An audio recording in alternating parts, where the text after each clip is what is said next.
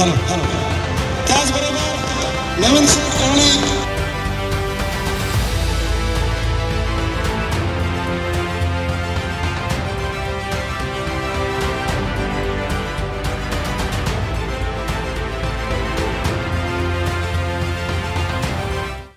माणिकेश्वर देवस्थानाच्या लोकार्पणाच्या निमित्ताने सगळ्यांचं खूप खूप या ठिकाणी अभिनंदन करतो। मला वाटतं हे असं एक पहिलं देवस्थान या ठिकाणी या कल्याणमध्ये झालं असेल, माणिकेश्वर दत्त दिगंबर माणिकेश्वर देवाचं। आणि या पूर्ण कल्याणमध्ये मोठ्या संख्येमध्ये जे आहे ते बंजारा समाज या ठिकाणी राहतो। आणि आत्ताच आपल्याबरोबर आपल्या बंजारा समाजाचे आपल्या मंत्रिमंडळातील मंत्री संजय भाऊ राठोड हे आपल्याशी बोलले। आपलं सगळ्यांचं जिव्हाळ्याचं स्थान, ज्याला आपण काशी म्हणून संबोधतो, पोहरा देवी, जे पोहरा देवी गड आहे, जो पोहरा देवी स्थान आहे, त्या ठिकाणी मी स्वतः गेलो होतो 1-1.5 महिना अगोदर। त्या पोहरा देवीमध्ये जर आपण आता गेलात तर त्या ठिकाणी 750 कोटी रुपये देऊन जे आहे ते महाराष्ट्र सरकारच्या माध्यमाने माननीय मुख्यमंत्री मोदयांच्या माध्यमाने एक वेगळ्या प्रकारचं डेव्हलपमेंट त्या ठिकाणी चालू आहे। त्या ठिकाणी गेल्यानंतर मला खरंच अभिमान वाटला संजय भाऊ राठोड यांचा, की पैसे जे दिले सरकारने, फंड जो दिलाय 750 कोटीचा, त्याला कशा प्रकारे जो आहे हा देवस्थानाच्या डेव्हलपमेंटसाठी त्या ठिकाणी वापरला पाहिजे। त्या ठिकाणी डेव्हलपमेंट जी होते तो पूर्ण कॉरिडॉर त्या ठिकाणी बनतोय त्या पोहरादेवी देवस्थानचा। आणि त्या ठिकाणी जे मंदिर जीर्ण झालं होतं, जुनं होतं, ते मंदिराचा परिसर जो आहे तो चांगल्या प्रकारे त्या ठिकाणी मार्बलमध्ये मोठं तुमदार मंदिर बांधण्याचं काम त्या ठिकाणी चालू आहे। त्याचबरोबर एक म्युझियम म्हणजे एक संग्रहालय त्या ठिकाणी बांधण्याचं चालू आहे, नगारा, बरोबर ना, नगारा भवन। त्या नगारा भवन मध्ये पण जाऊन आलो मी, आणि ते नगारा भवन मध्ये मी पाहिलं की त्या ठिकाणी आपला बंजारा समाजाची संस्कृती दाखवण्याचं काम त्या नगारा भवन मध्ये त्या ठिकाणी संजय भाऊ राठोड यांनी केलेलं आहे। मी संजय भाऊला म्हणालो की तुम्ही एवढं मोठं देवस्थानाची डेव्हलपमेंट आणि त्याचबरोबर कॉरिडॉरची निर्मिती त्या ठिकाणी करताय, भविष्यामध्ये त्या ठिकाणी फक्त पोहरादेवी किंवा वाशिमचे, यवतमाळचे लोक नाही, महाराष्ट्राची नाही, देशाची नाही, विदेशातून लोक जे आहे हे पोहरादेवीचं दर्शन घेण्यासाठी त्या ठिकाणी येतील। एवढं चांगलं काम जे आहे हे महाराष्ट्र सरकारच्या माध्यमाने आणि माननीय मुख्यमंत्री एकनाथजी शिंदे साहेबांनी जो दिलेला फंड आहे त्याच्या माध्यमाने त्या ठिकाणी चालू आहे। तर मला वाटतं चांगलं काम त्या ठिकाणी होतंय।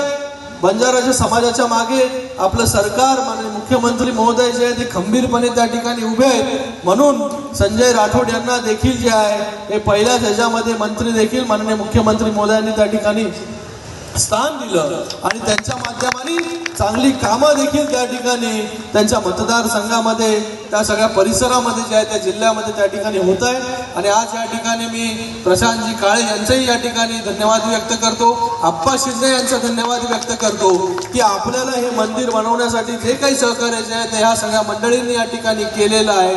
तर मी सगळ्या मंडळींचा या ठिकाणी धन्यवाद व्यक्त करतो। आपल्याला पुन्हा एकदा या मंदिराच्या, या देवस्थानाच्या उद्घाटनाप्रसंगी, लोकार्पणाप्रसंगी पुन्हा एकदा सगळ्यांना खूप खूप शुभेच्छा देतो। जय सेवालाल। ज्यांच्यामुळे हा जे मंदिर होत आहे, मी सकाळी आपले महाराज त्यांच्या समोर सांगितलं होतं की या ठिकाणी मंदिर होताना अनेक लोकांचे त्याच्यामध्ये हात लागले, अनेक लोकांचं योगदान, त्यामध्ये खासदार साहेब आणि आप्पा शिंदे साहेब यांचं खूप मोठं योगदान होतं। कारण मंदिर बनवणं एवढं सोपं नव्हतं, या सगळ्या गोष्टी बोलायच्या नसतात, पण हे जे मंदिर उभं राहिलंय ते फक्त खासदार साहेबांच्यामुळं। कारण धाकू आणि सुभाष हे दोघं मला सारखे सांगायचे आणि मी जाऊन साहेबांना त्रास द्यायचो, साहेब कमिशनरला सांगायचे, आता मी सगळं तुम्हाला सांगत नाही, पण आपलं मंदिर उभं राहिलंय। या ठिकाणी साहेब बंजारा समाजाची जवळजवळ 12,500 कुटुंब आहेत आजूबाजूच्या परिसरामध्ये आणि 30 ते 35,000 त्यांची लोकसंख्या। फक्त या विजयनगर, चिंचपाडा, नांदिवली, 100 फूट रोड, 30 गाव, काटेमानवली, तर अशा पद्धतीने 12-12,500 कुटुंबाचं वास्तव्य आहे. या ठिकाणी 3 एकरवर त्यांची मोठी वस्ती होती, खूप वर्षाची वस्ती होती. पण महापालिकेचं उद्यान होतं आणि ज्यावेळी आपण याला 1,85,00,000 तुम्ही तुमच्या शासनाच्या विशेष निधीतून 2-3 वर्षापूर्वी आपण दिले, म्हणजे गेल्या टर्मच्या वेळी शेवटी तुम्ही दिलेले होते 1,85,00,000. त्यातून पाठीमागं दिघे साहेबांच्या नावानं एक भव्य असं उद्यान आपण पाठीमागे केलेलं आहे आणि हाही पुढचा पार्ट आहे. या ठिकाणी आपण त्यांना एक त्यामध्ये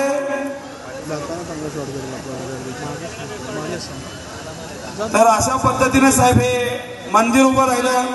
गेले 15 वर्ष सातत्यानं हा समाज मागणी करत होता आणि हा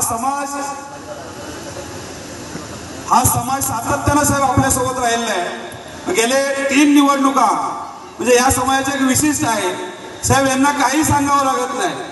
एक निरोप केला, एका पदाधिकाऱ्याने सांगितलं, सगळे कुठल्याही प्रकारचं त्यांना हे नाही, काही आपल्याला करावं लागत नाही. फक्त त्यांच्यासाठी मंदिर बनवायचं होतं. एक फोटो प्रतिमा विजयनगर नाक्यावरती पूजायचे आणि त्या ठिकाणी या डोंगरावरून एकदा गाडी आली आणि खूप मोठा ऍक्सिडेंट झाला.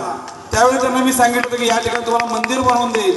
रामनवमीला पण आपण साहेब एकदा आलेला होता यांच्या कार्यक्रमाला, गेल्या वर्षी 2019 साली. त्यावेळी आपण नाक्यावरती करत होतो कार्यक्रम.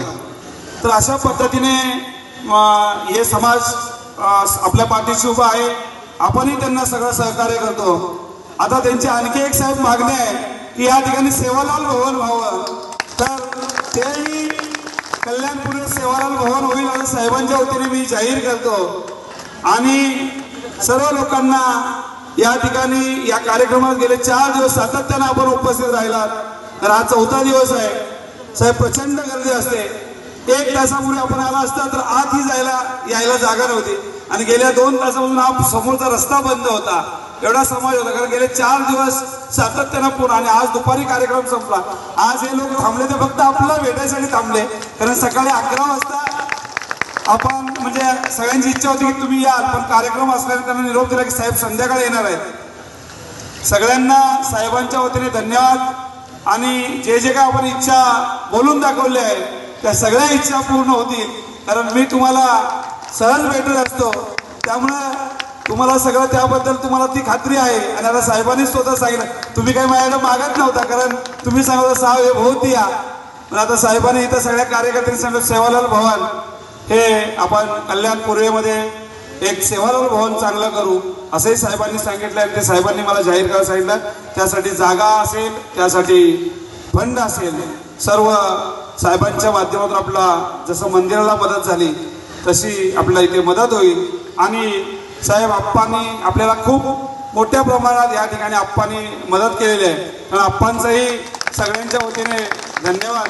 आप्पा सकाळी येऊन गेले. आप्पांच्या हस्तेच उद्घाटन आणि कलशरोहण कार्यक्रम झाला. आणि कर्नाटकमधून त्यांचे लोकप्रतिनिधी, जिल्हा परिषद सदस्य, पंचायत समिती सदस्य बसवराजी मतीमुत नावाचे आमदार आहेत, ते भारतीय जनता पार्टी आणि प्रदेश उपाध्यक्ष आहेत, तेही आलेले होते. तेही 2 दिवसापासून होते. ते आज दुपारी गेलेले आहेत.